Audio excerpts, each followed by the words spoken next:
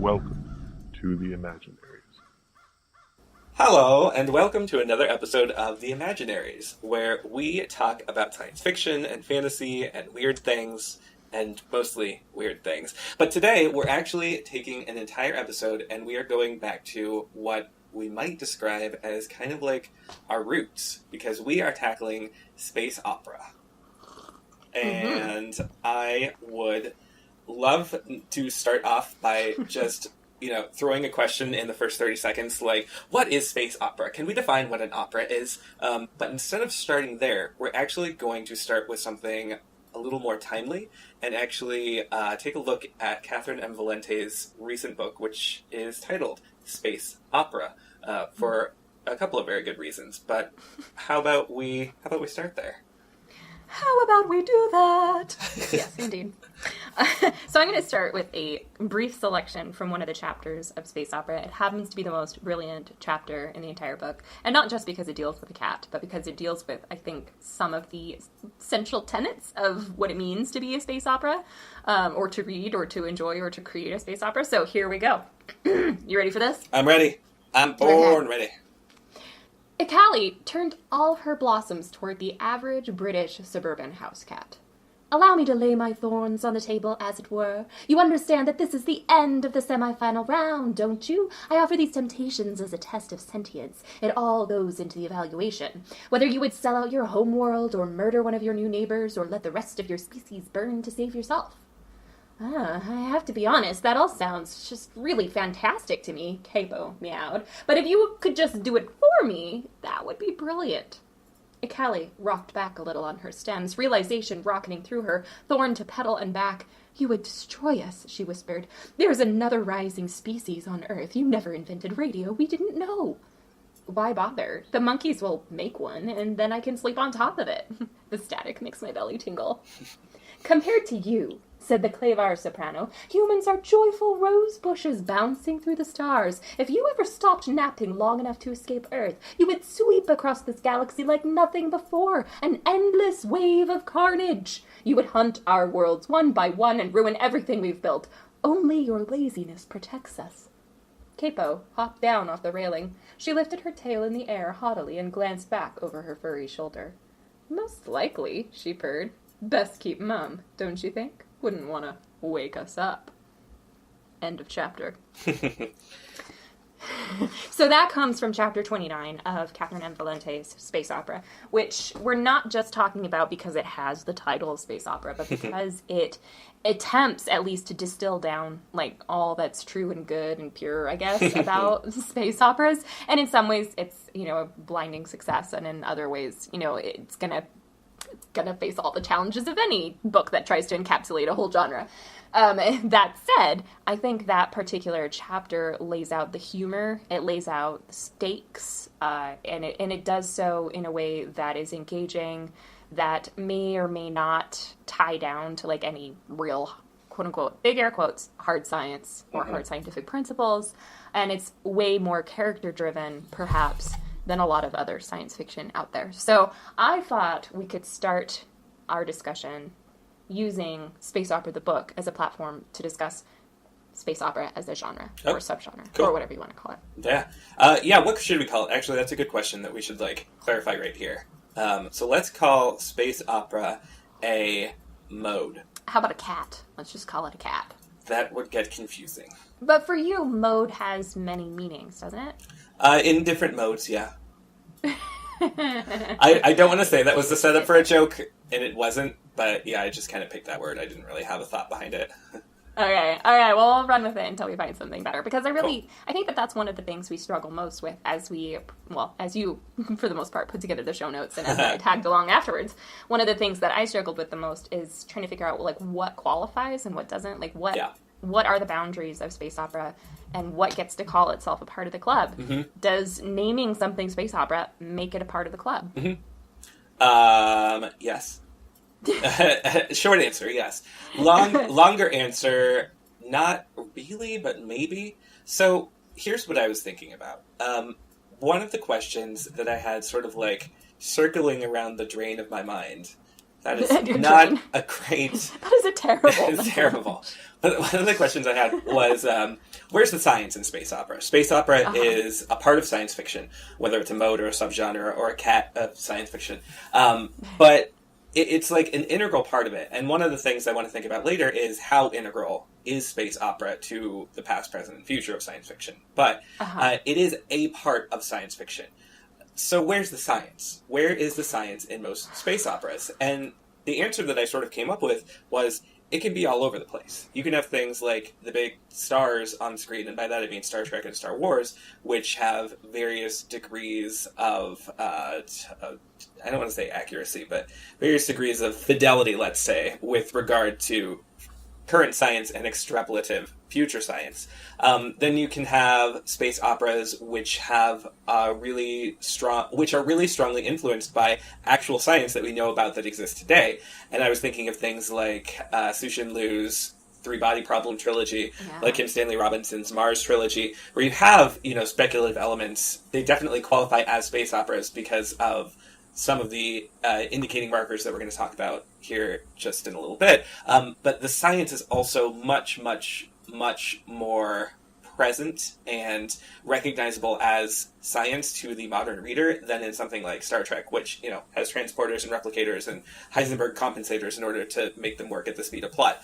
And then you have things that kind of like treat science as interesting background or an important contributor or something. And the first thing I thought of here was the Dune books by Frank Herbert, which really helped to kind of like punt ecology out not only into science fiction as a genre, but also into the mind space of science fiction readers, to the public in general.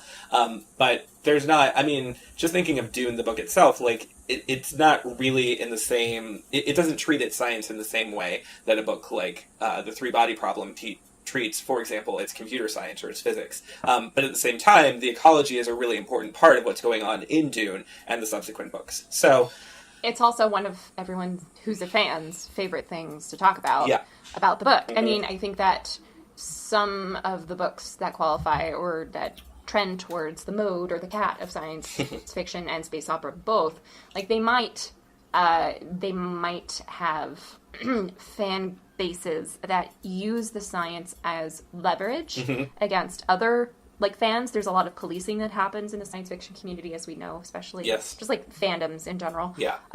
Not just science fiction, but fandoms in general. And there's a lot of science fiction fandoms right now, and they will use the science and nerding out over the science as a means of leverage against other fans to create power dynamics and whatnot.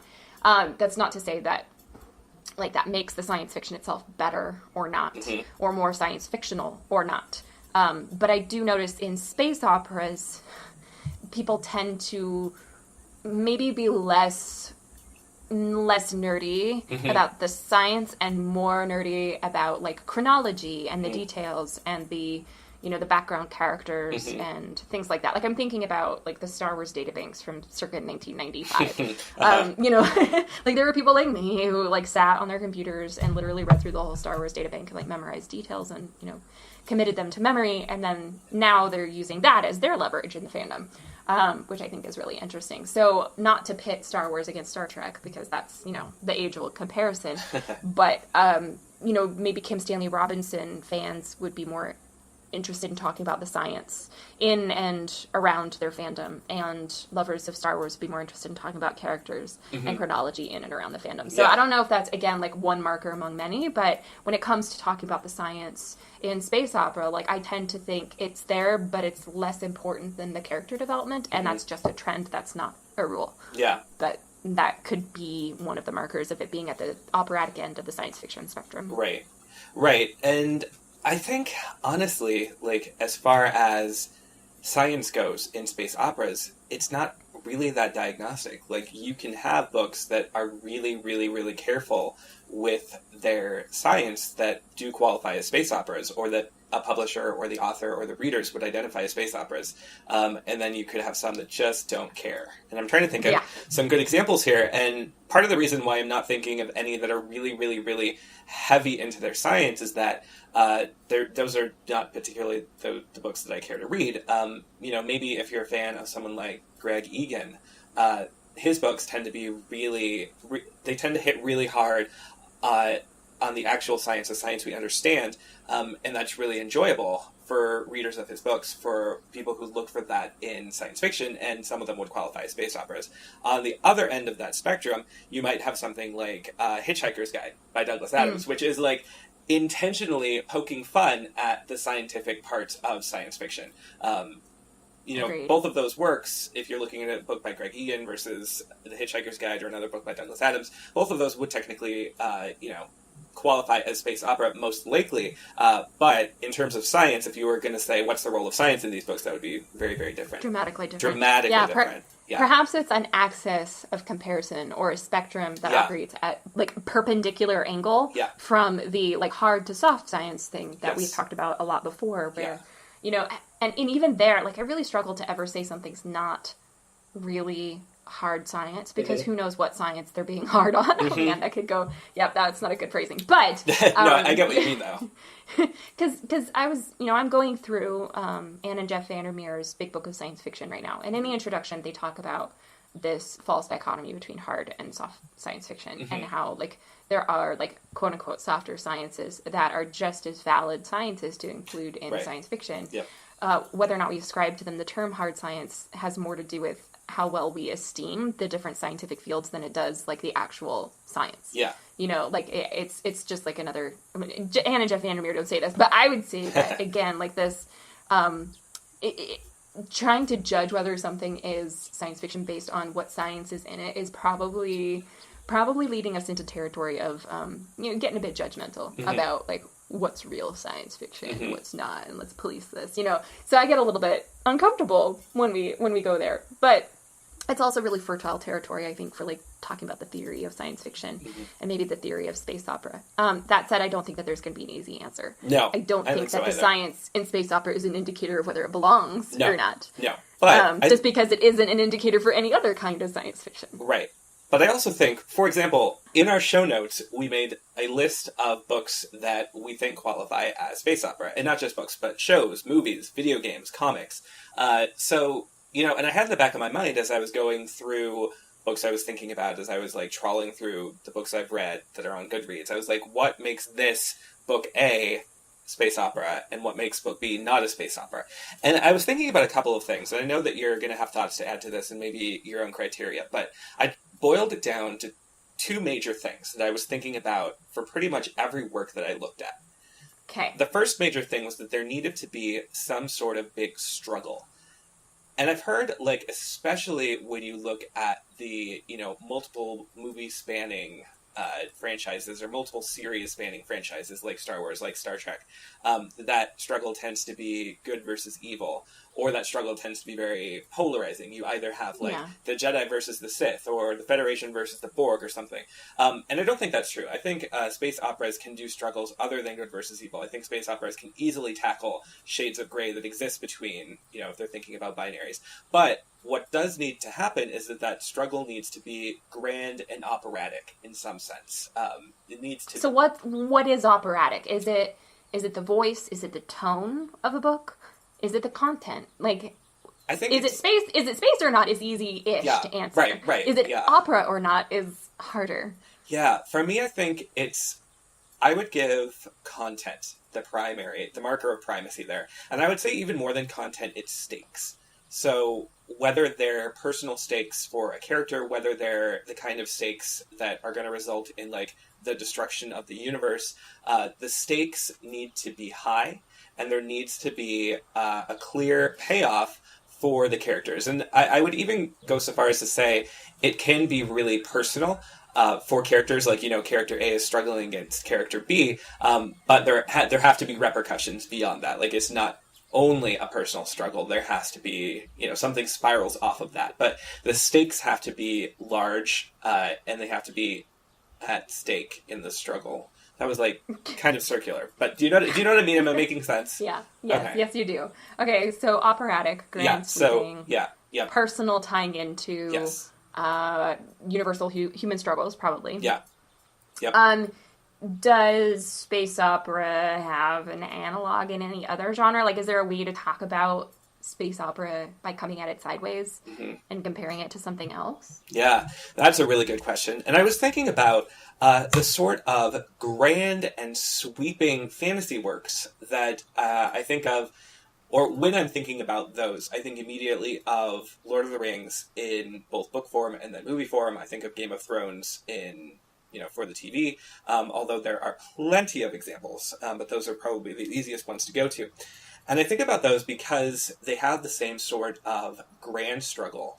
In some cases, for example, Lord of the Rings, some of the source material is like legitimately based upon actual operas.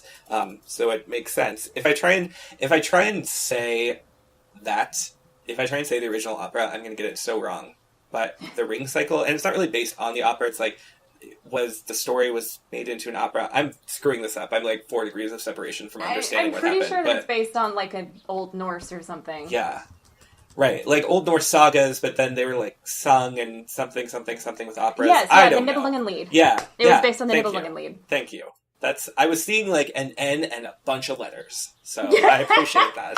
I had the great fortune of actually reading the Nibelungen Lied in college, so I learned how to pronounce it by much practice.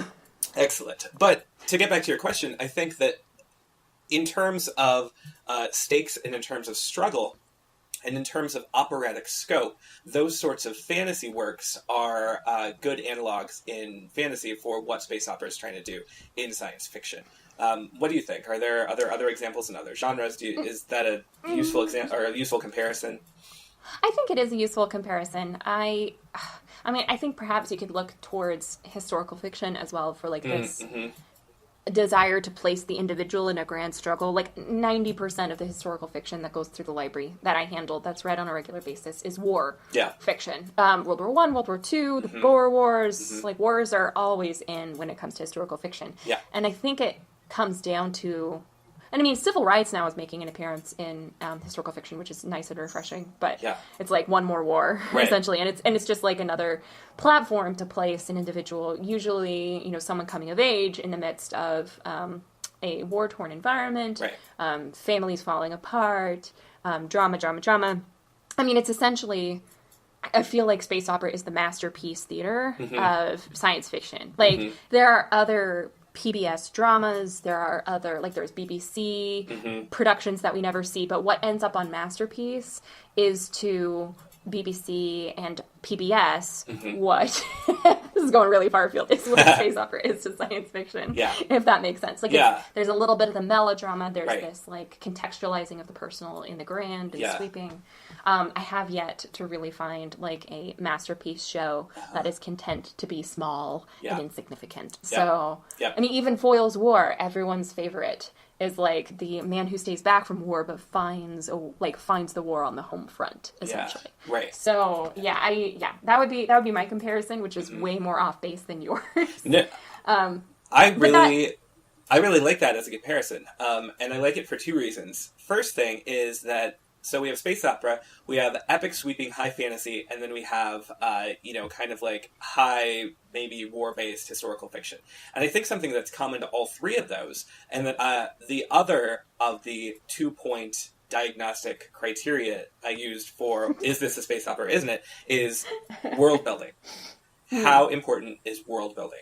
Because I think that world building is so central. They require massive amounts of it. The universe really needs that kind of like lived-in feeling.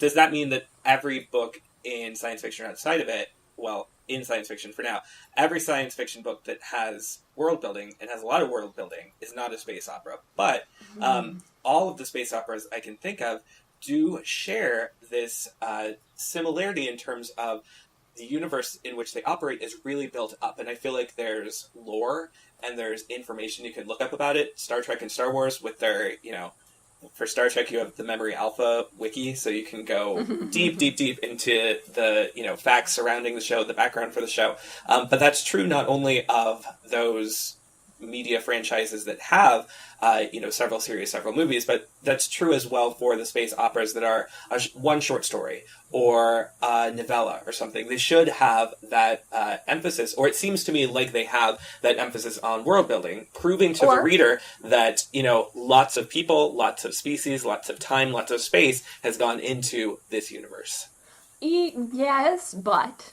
Yeah. Mm-hmm. I think that there are space operas like The Hitchhiker's Guide, like Catherynne Valente's space opera, The Book, where there's obviously background, there's obviously rich history, but it's all dealt with very loosely and in shorthand. So neither Douglas Adams nor Catherynne Valente in their two books specifically, and novellas and short stories have to do this as well just by virtue of their length. Mm-hmm. But in neither of those books do they go into detail. They don't do the rich panorama of history or the rich panorama of description. Right. They're not like Alistair Reynolds in that, Alistair Reynolds and these other space operatic authors who love dense description. They'll go on for 100 pages maybe over the course of their book about the history of the universe and how the mechanics of the demarchy operate and things like that. Right. Whereas Catherynne Valente and Douglas Adams are we're gonna cut right to what's most interesting, and that is this giant space singing competition or this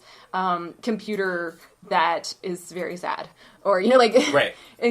they're really interested more in the humor. Right. And so I think when the humor comes onto the scene, all of that rich history is still present, but it's always dealt with in shorthand so that the humor is forefronted. Right. And so forth. Yeah, and I think that, you raise a really good point that a lot of what I think of as kind of more traditional, air quotes, space opera does tend to lend itself to, those long, languid paragraphs of galactic history, of galactic events, of relationships between alien species.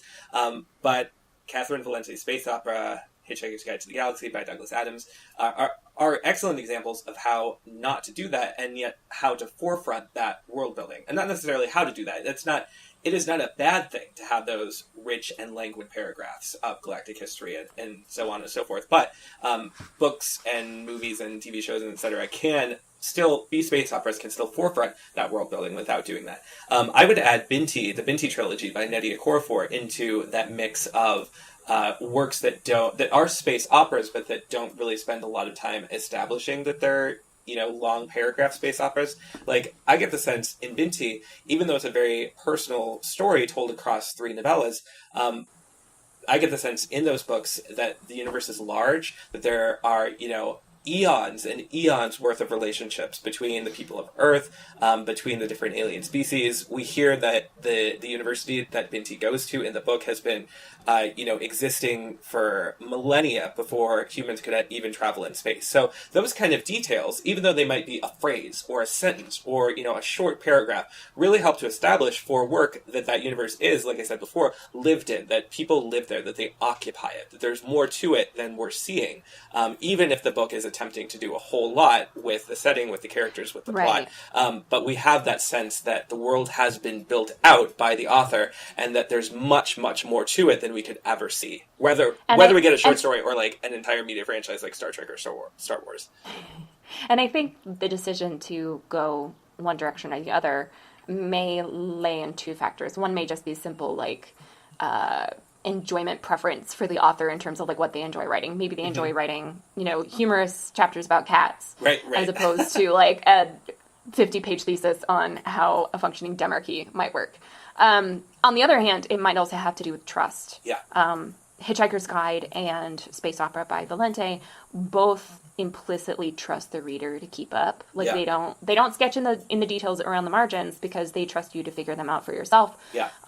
And I feel with some of these more richly descriptive authors, and I'm including Kim Stanley Robinson in this. I mean, I love him to bits, but I also would include authors like Alistair Reynolds, another beloved author. I like his descriptive paragraphs, but I also sometimes feel do you really trust me to understand how a demarchy works? Do you really trust me to understand how this or that engine or ship social structure works? Yeah. And so trust and preference, I think, both play into stylistically how that develops. Yes. And it provides me, who someday we'll get back to writing science fiction once this latest degree is over. It gives me as an author like a lot to bounce off of. Like, can I choose to do this? Yeah. Yes. Can I choose to do that? Yes. Yeah. Neither one is right. Neither one is wrong. There are ways to fail at both, and there are ways to succeed at both. Yes. And the books that will remain titanic in our imaginations, as we age and forget things, right. will be the ones who were, like, I think most trustful of us, and also just, like, really strong in using their stylistic devices to good ends. So, space opera. Yep. That brings me to another question. Actually, do you mind if I go in a slightly different direction following that? I was about to, so you can take the lead. Well, because so in your comparison to historical fiction, you brought up the point that a lot of the historical fiction that you see that passes through the library and gets read is historical war fiction, historical fiction. I don't know where war should go in there. And war fiction. Yeah. I was looking through our list and I was like, wow, so many of these space operas are also based on war, or involve war, or after war, or leading to war. I wonder why. So, yeah, I was just like, I didn't even think about that, and it's certainly, it's human not beings the are terrible, list. we love war. We do, but like easily, just the things that I wrote down, 2/3 of the books and movies and TV shows, maybe even 3/4, some of them may not be so directly based on war. I mean, there's books like Forever War by Joe Haldeman, which, war is right there in the title. There's the Animorph series of books, which I have admitted many times to loving when I was a kid and still think are amazing, which are all about the effects of war. There are, there are games like the Star Control series, which I very much love. Again, Star Wars, war is right there in the title. Like, war is so integral to some of them, and yet it's the background for some. For example, the Culture series by Ian M. Banks. Only one book of the Culture series is there an actual war happening. In the other books, it's more background. Can I go super literary on you for like 30 seconds? Please. Okay, so is it that we're creating a false dichotomy between books with war in a very obvious way, in a very historical scope, and books that maybe demonstrate us at war with ourselves? Mm-hmm. Because a lot of so you did this great thing in our show notes in which you broke down tones and affects in space operas, and you divided out humor and empathy and mystery, personal and war. And when I look at that, I'm like, well, war isn't necessarily at odds or separate from any of the above. No. War is both a setting and like a function of human existence. Yeah. So like the personal and the familial, like Ian McDonald's Luna series, which gets its 3rd book later this year, and I'm so excited. Anyway, so that actually has like a kind of war happening, but it's also mostly about the war that each individual is fighting within themselves, within their family unit, within their larger maybe city unit. So like war on many levels. And I look at other books too on the list, and Solaris would be a great example. I'm especially thinking of the George Clooney film, but like the war is against your own mind. Yeah. And so I don't know that this is a literary snob at me, but like war is not happening in any of these.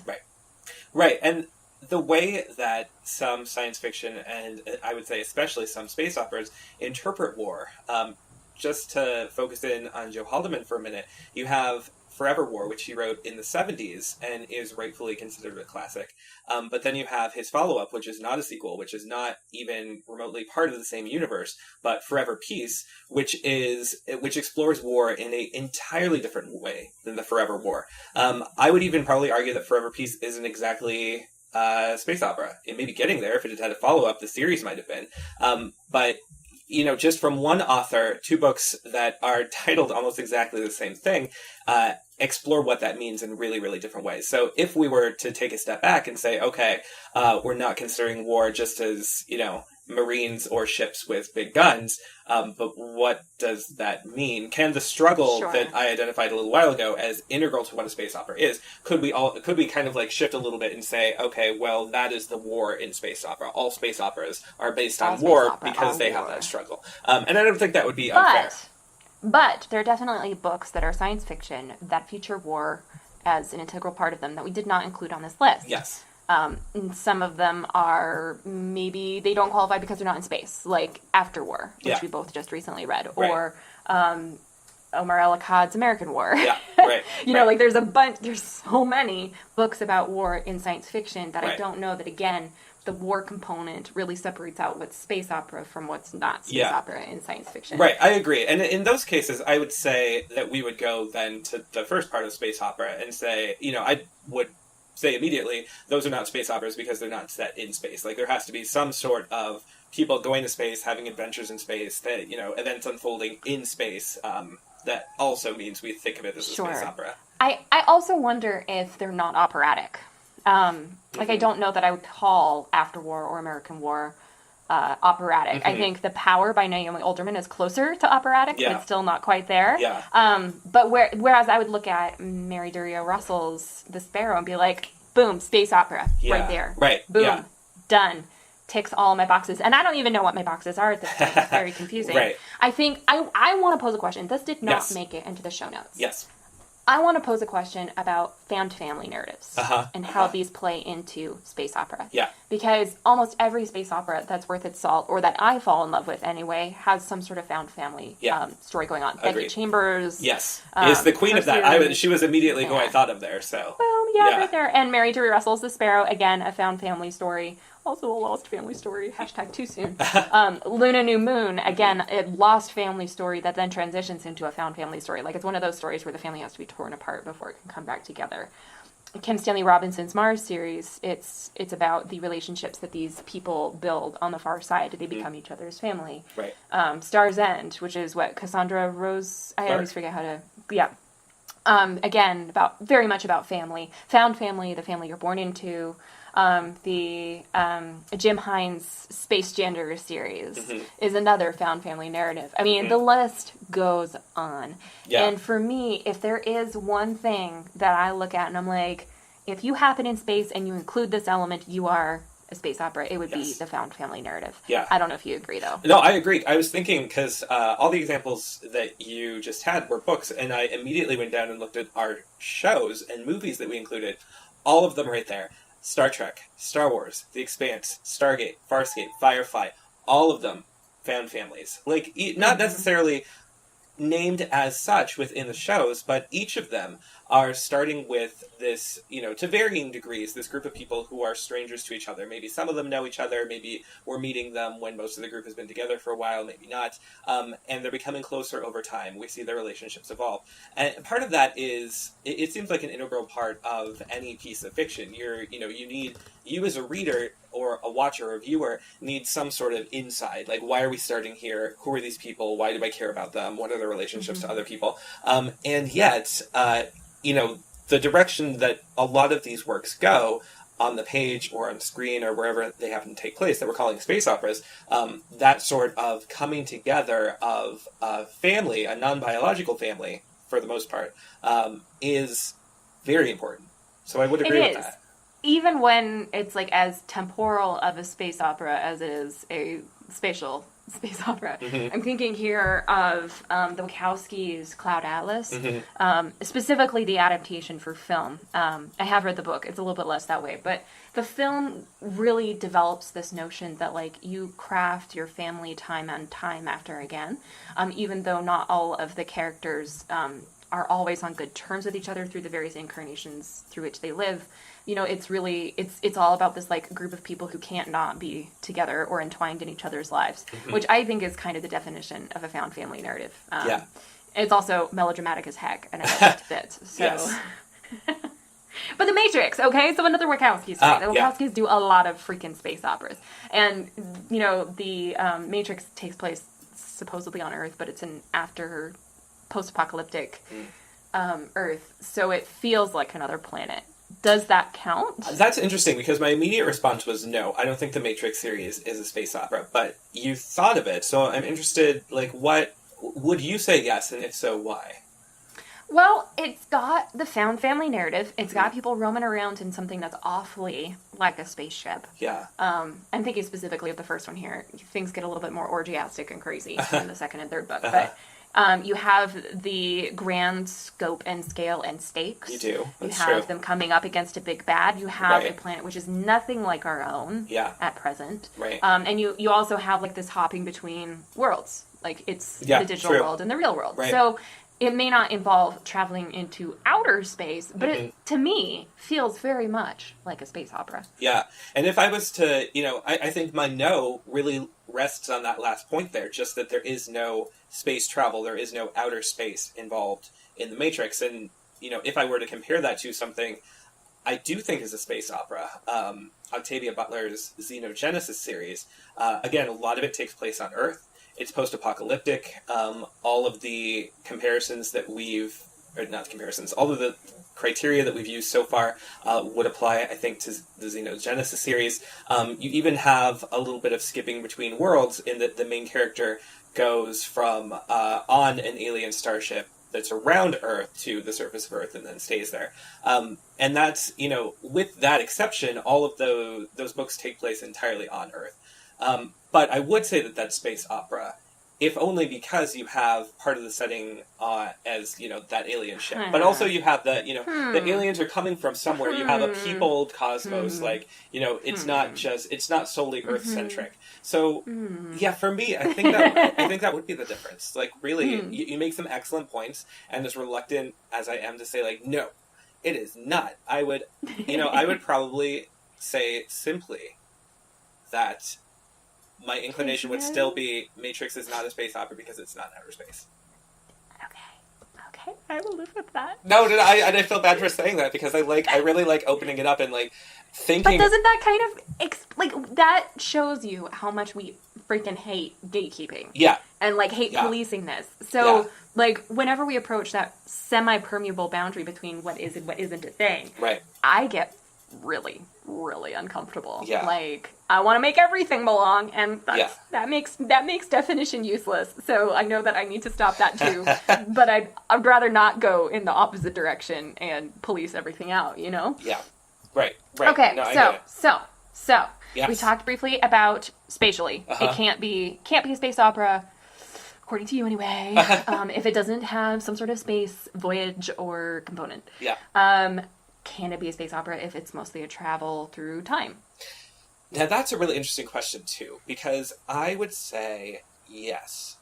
And that would really depend on the example, I think, because there are a couple examples of new books that I would say are space operas. There's Tristan Palmgren's Quietus, and there's Tom something's The Gone World. And in both of those cases, you have a lot of... Yes, that's it. Thank you. You have, in both those books, movement through time rather than movement through space, but that also includes the ability to go to space, or stories that are influenced by what happens not on Earth. So in both of those specific cases, I would say, yes, still space opera, even though most of the travel is through time. In general... And that it's a hard kind of generality to think about because this isn't something that happens a whole lot. I mean, unless you were to think back, all the way to, I don't know, H.G. Wells' Time Machine or something. But I wouldn't call that a space opera exactly. No. But when you get that far back, you're talking about proto-everything, right? Yeah, totally. Nothing was genreified back then. It was all... the Vandermeers have a term for it, like conte de philosophie or something like that, where it's as much a moral story as it is anything else. Yeah. And so whatever vehicle was used to convey the moral, it didn't matter so much as the moral itself. And so the genre would be the moral, essentially. So the Vandermeers have given us a kind of another avenue to talk about science fiction, especially historical science fiction that I think is worth paying attention to. I am still going through the big book of science fiction. It is 1,800 freaking pages, and there are columns on each page. So it's an intense book. And I haven't come to any final conclusions myself. But I think that it's an interesting inroad to looking at science fiction that maybe was written before genreification became a thing, or subgenreification, or whatever you want to call space opera, whatever cat you want to call it. I do think that there's a lot of... I feel like there's still a lot of room to wiggle in space opera that's pleasurable and good. And if we nail it down too tight, we're going to maybe lose some of the pleasure and the fun and the diversity of it, just like we would if we nailed down too hard what science fiction is. Yeah. I think these two things are adjacent. I don't think that they're the same. I don't think every space opera is really science fiction. I don't think... And obviously science fiction doesn't have to be space opera. Right. They overlap. It's like one of those Venn diagrams, but it's not That's the right diagram, right? Like I'm not. Yeah, no, you're okay, right. Yeah. So it's like a Venn diagram, but there's also these wings that are not touching, and I think that's where a lot of the creative possibility for the genres, the cats, the modes, whatever, will lie in the future. I want to ask you though, in part because this got mentioned in the show notes, and we can't leave without talking about it. Superheroes. Yeah. Superheroes. Space opera or not? So, Guardians of the Galaxy, maybe? Yeah, and I think that's a really good question that I would not have thought of, because I did not grow up reading, like, Marvel comics or DC comics, and I know that comics go way, way beyond that, especially now, but the Marvel franchise in particular has become such a juggernaut. And I say has become like it hasn't been for the last, like, decade. Which it has.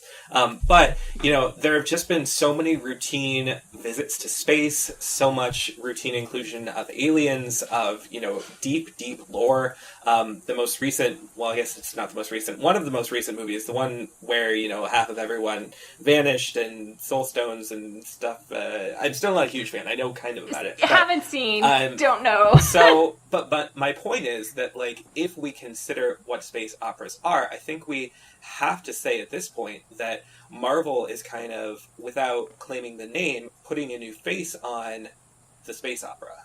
And I think interestingly, they may be doing so as an avenue into science fiction, or like the quote unquote hard science fiction. Yeah. So I'm thinking specifically of the Thor movies here. They tried to dress it up a little bit so that Thor and the gods are actually aliens. Yeah. And that means that, like, any science too, complicated for humans to understand must be magic. So, therefore, everything that we've interpreted as, like, Norse mythology is actually, like, hard science. Somehow, it's hard science, okay? Just, like, trust me on that. It's hard science somewhere. Yeah. in their brains somewhere. Right. And so, I think that, in a way, like, Thor was trying really hard to be respectable science fiction, at least, like, the first couple of films in the series. Yeah. And Thor Ragnarok was, like, a delightful regression back to, like, it doesn't have to make sense. It doesn't have to be hard science. Right. We're just going to, like, hang out in this campy area and call it good. Right. And I think that with the planet hopping that happens in Thor Ragnarok, with the planet hopping and the humor that happens in the Guardians of the Galaxy, I think those are very clearly space opera in addition to being whatever else they are. Yes. Are the other Marvel movies space opera? Not all of them. No, definitely not all of them. I think that's true. I mean, like, if you think of Black Panther, I would argue very strongly that Black Panther is science fiction, but it's more like Afrofuturism rather than space opera. Not that those two things I don't even think it's like Afrofuturism. I think it's very definitely. Right. Yeah. And you can have, like, Binti is a good example of, like, both Afrofuturism and space opera, but Black Panther is not that. And yet, other movies within the Marvel canon are space opera, and so because they're all kind of like, enmeshed within one another, it's all one big story. Like, Marvel is playing out this really, really long space opera at this point. I think it's playing out one giant mess. Well, yes. However, it has space operatic overtones because some of the writers for the various films and some of the directors have been capable and some haven't. Yeah. I think with the Afrofuturist thing, again, it's operating independently of science fiction. It's its own thing. Yeah. And you can compare Binti, which is space opera, and Afrofuturist, to maybe Maisie Shaw's Everfair, which is very definitely Afrofuturist, but not specifically space opera. Right. So again, like, it's kind of like what we're talking about with, like, wings and Venn diagrams. Everything's connected. Yeah. Everything has a little bit of overlap, but it's not a neat and tidy connection. Okay, honey? Nope. All right, baby. Yep. All right, so it's about time for us to start, wrapping up the show, heading into the final lap. Yeah. But we've only covered, like, a fraction of what we could talk about on space opera, a fraction of what you did type in a half hour in our show notes. However, there's one crucial question to consider before we depart for the evening. Yes. And that is space opera the face, past, present, maybe future of science fiction? What a good question. I that you asked several yourself. hours ago. Yeah, right. I can pretend like, oh my god, what, I really want to answer that. No, I totally wrote that question. But, I wrote it because it was something I honestly want to know. Like, I don't have a good answer for that question. When I think of, like, old science fiction, once it was codified as such, I think of writers like Asimov and Arthur C. Clarke and Heinlein and, even going beyond them to people like Brian Aldiss and J.G. Ballard and, ones who aren't necessarily remembered as, like, the A tier, or maybe they're, like, the B tier of, like, old science fiction, but, like, so much of that was what I would think of as space opera, and so much of it is based in, like, if you were to compare the Foundation series to Rendezvous with Rama to Starship Troopers, like, all of those are space operas, in my mind.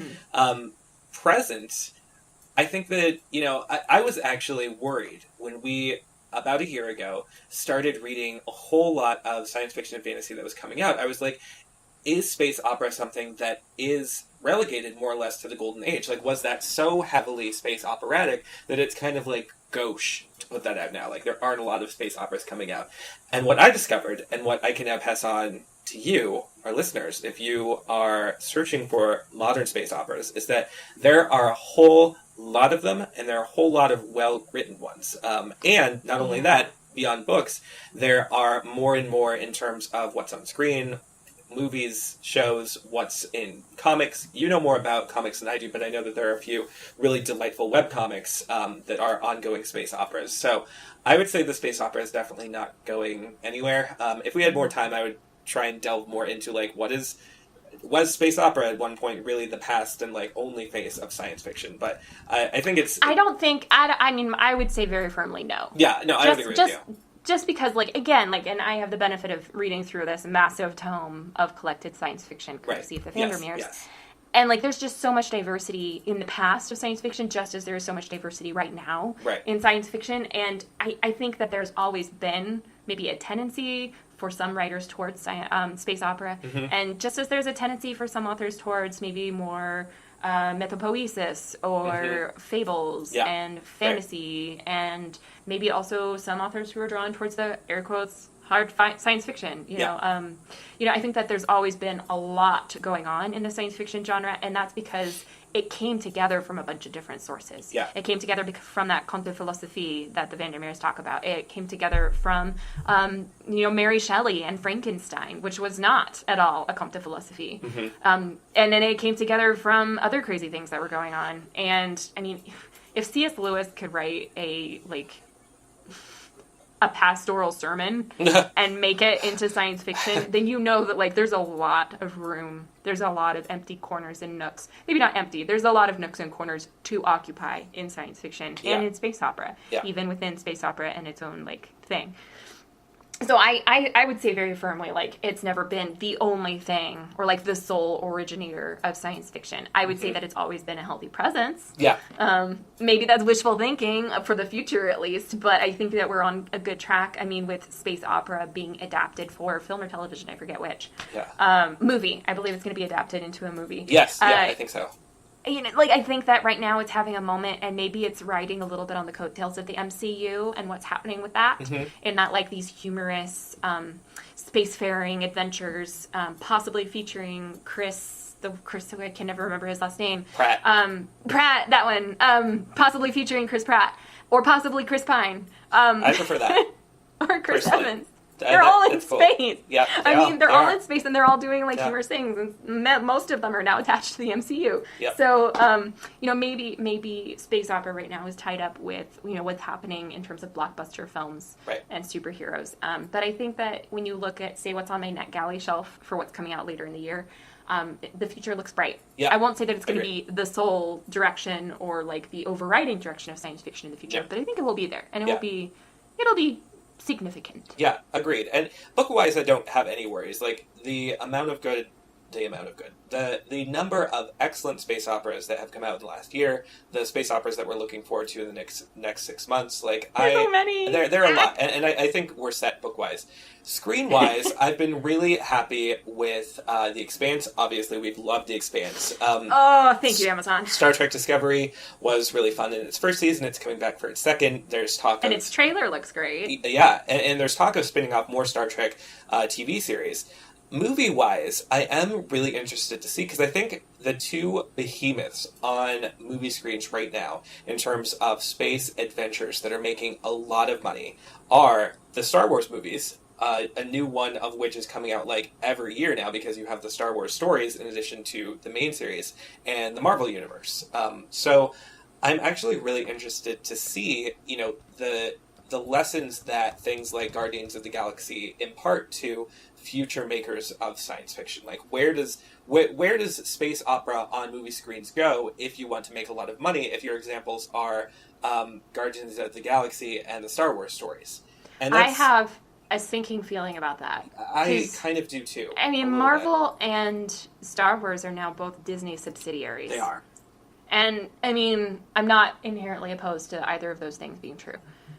However, when both of the major sort of guiding stars of a genre or a mode or a cat are owned by the same group, essentially, and are being driven by the same rudder, if they go down a path that I don't enjoy, then that's like 80% of what's going to be made that I could possibly have enjoyed down the toilet. So, right. Things are going okay right now. I mean, I liked Thor Ragnarok. Mm-hmm.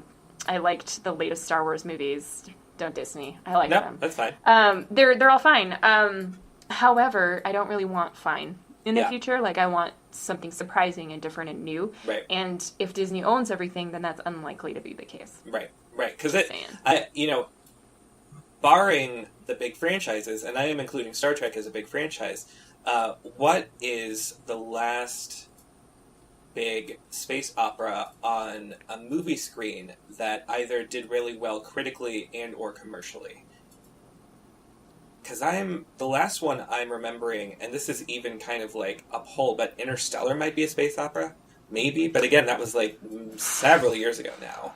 Yeah, and like Gravity would be another space opera. Yeah, that's a possibility. There was a cluster of them coming out around the same time. I want to say there were 3 or 4 space movies, and then there have been some horror movies since that have been set in space that you could consider space opera that I haven't seen because I'm not huge into horror at the moment. Yeah. On that note, we are mostly optimistic about the future and space opera's place in it. We are cautiously optimistic. We are cautiously optimistic in pretty much every genre, every media type, except for movies. For movies, we're just gonna wait and see.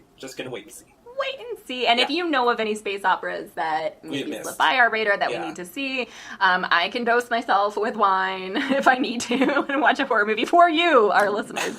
So let us know. I just need to know in advance. You know. That said, Tony, where can you find out more about us and our opinions about space operas? You can find more of us if you go into the bathroom stall. Oh. That is the second one, and you look at like what people have carved there right above the toilet paper holder. No, okay, so you can go to our website, which is imaginaries.net. From there, you can download all of our back episodes. They are available on SoundCloud and iTunes if you're looking for the most current 5 or 6 episodes. And then everything we've done is up on YouTube. Again, all of that through our website, but you can also search for the Imaginaries on each of those platforms and you'll find us. And please let us know what you think of this and all of our other episodes on Twitter. We are at imaginary_pod. Indeed. And I just want to give a brief plug as we close off today. Tony has a new story published, relatively recently, I should say. The Hegemon of the Honey Cart, and this was published on Aphelion. So you can go to Tony's website, or we'll post the link on our Twitter and on our website when this episode goes live for you guys to read and enjoy. So yes, you can get a glimpse of what goes on creatively in our minds as well as in terms of conversation about science fiction. Yep. Tony actually creates it. Yay! Not there yet. Maybe someday. But yes, congratulations, Tony, on being published. And you can definitely hear more of our episodes wherever you listen to your podcasts. And we hope to catch you here again soon. So, signing off. Bye. Deuces.